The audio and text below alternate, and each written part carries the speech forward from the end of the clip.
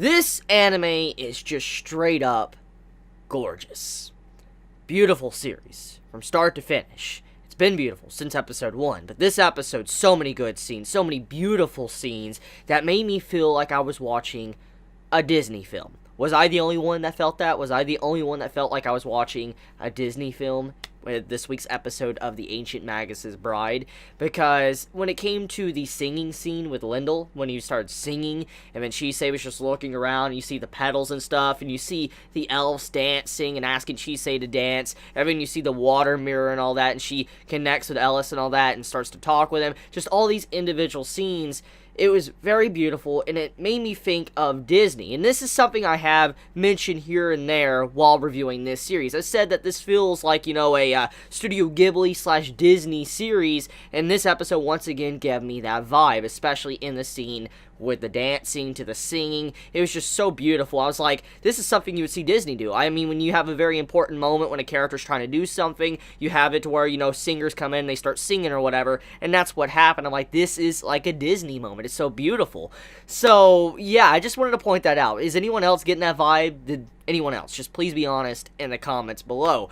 But anyways, though, this episode clarifies a lot about our main male character, Ellis, and basically what has been on his mind since the very beginning, and explains some of his actions that he has taken throughout this series. Number one, we know he apparently thinks he has 8 humans before. Now, this is not something that is uncommon when it comes to fairies and mythical creatures, because if you know anything about myth and stories and stuff, folklore and fairies and stuff, you know that there's creatures and stories that eat humans. It's a big thing. It's a big thing that you see. I mean, you don't even need to play games to know this. You don't need to watch anime or read manga. If you've had any form of knowledge of like myths and folklore and stuff, you'll know about this. And so seeing him kind of mention that he probably ate a human before, or 8 humans, plural, it lets us know that there is definitely a darker side to him, which makes a lot of sense, because as his character is perceived, he is like this dark entity. He is this dark creature that is out of like a dark fantasy story. It would have made a lot of sense if he ate a human before in the past. But anyways, though, we do know, thanks to the last episode, that he doesn't really remember much. He only remembers red, which could potentially mean that he went on a blood frenzy and might have, ate a lot of people, or he was, like I said in my last review, he might have been turned into a chimera and been a mindless creature eating people. That could be it. Regardless, though, he does truly believe that he ate humans in the past, and now it does seem like he hasn't done that, but he believes he has, and that is something that would be very hard to cope with and trying to understand, especially when you realize that it would be a really messed up thing to do. He has now become very aware of that, and he's learned a lot thanks to, Lyndall teaching him. He has learned it's not really right to do something like that, and so because of that, Ellis has a lot on his plate. He has a lot to kind of, think about and, kind of get past. And in this case, we see that he has constantly been thinking about this. And eventually, Lyndall tells him, when this conversation is brought up, like, I don't think you should probably, tell anyone about this. You shouldn't probably bring this up at all. And this would explain, Ellis's entire character interaction with Chisei and everyone else that he's interacted with throughout the series. As we know, he is a character that keeps himself very secluded. He doesn't like to be around people. He is like a hermit. He is a hermit mage that does not want to be around people. He wants to be isolated. He doesn't want to come out of his place. He has barely interacted with anyone because he just doesn't like to associate with people or let anyone know really much about him at all. And so this could be explained now thanks to what Lyndall told him. If he really took that to heart, if Ellis really took what Lyndall said to heart, that is the reason why he stays so distant from everyone, why he doesn't explain anything, why he doesn't talk to many people, is because he doesn't want to let them know and then get into that conversation about how he ate humans. It's thanks to Lyndall probably starting this. Now, there could be another possibility to this. There could be a possibility that once that was said and done, And when these two separated, when Lyndall and, Ellis separated, there is a possibility that maybe Ellis went through a darker time in his life, since there's a lot of, years between, what happened in that flashback to what's currently going on in present time with Chisei. There's been, decades and centuries. So we do know that there's a potential possibility that Ellis could have possibly ate someone.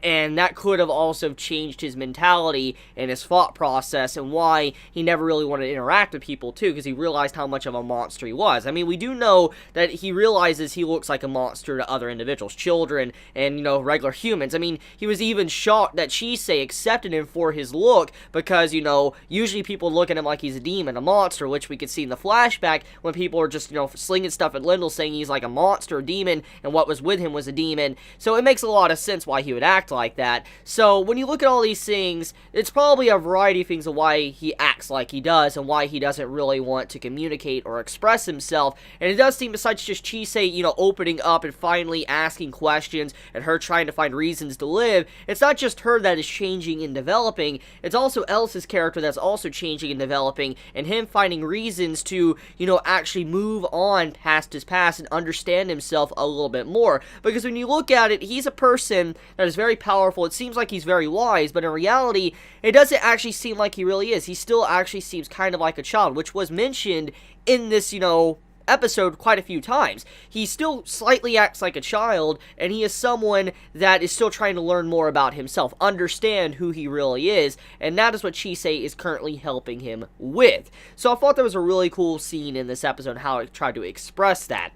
Anyways, let's talk about the wand making scene. So many of us, myself included, we were worried last week that we were not going to be getting the wand crafting scene for Chisei, because that seems like a very crucial and big thing for the series. Because, I mean, the series is about magic, fairies, and stuff like that, so Chisei getting her own wand and stuff, or creating her own wand, that seems like a very important segment that shouldn't be, skipped over or rushed over. So many of us were slightly upset that we didn't get that last week, and we thought that we weren't going to see it at all, but that necessarily was not the case. We actually got it in this episode. We're getting to actually see Chisei craft and work on her wand, which is really immersive, because if there's one thing I really love about series like this, magical series, I like to see, the world building, because when I read or watch these series, I want to see how the world functions, how it works to make certain things, to see how certain traditions are done, and that's why I like these type of series. Not just because it's a romance title, but because I like to see the world. I want to know more about the world, how things are done, and seeing that aspect of this episode, it got me really immersed, and I was like, oh, this is really cool. See Chisei having to, talk to herself and, speak to her inner self and all that, while she carves this wood to be able to make her wand. It was really cool stuff, and I know many out there might not care about that. They might just sweep it under the rug and they're like, nah, I don't care about, Chisei making a wand, and, get back to the stuff with, Ellis and his backstory, which I understand why many would want to go back to that, because it's very fascinating stuff. However, seeing that wand stuff, it adds more to Chisei's character, and how she is building herself up to look forward to the future, and how much she is changing, especially in the scene when she fell into the water. When she fell into the water, that also was something that could be more of a comedy moment, because as we know, Chisei has a problem with water. She always falls into water, which was mentioned in this episode by Linda, which I found very funny. But anyways, though, she got out of the water, and there was a magical scene underwater. You saw this creature. She got, I saw something very amazing, and it seems like she's finally starting to look at all the positives in her life instead of always the negatives, or acting like she's distant or doesn't really want anything. She's now starting to be amazed by the world around her, since she is in a world of magic and fairy tales and stuff. It makes it for a very enjoyable experience, so I'm glad Chisei is changing. Now, moving into the final scene, though, we have a very disturbing scene.